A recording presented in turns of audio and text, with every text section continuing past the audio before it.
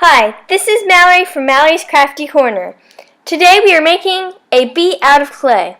The materials I used in this video are a magenta reddish clay, a little bit of green clay, an eye pin, a toothpick, needle or clay tool, and Fimo glaze.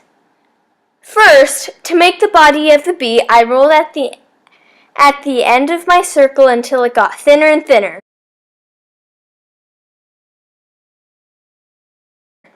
You can use a toothpick or needle to make indents. All I did is press it against the clay in several places so it looks realistic. You can set that aside now. Next we will make the top. I split it in 3 tiny parts. I then rolled them into ovals and pointed the tips. I made them all different sizes and put them on the top.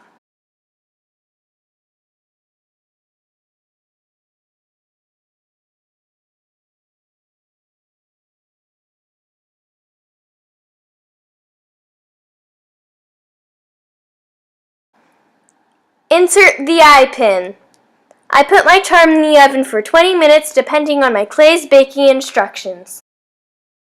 Lastly, I glazed my charm. Thanks for watching. Please like and subscribe down below.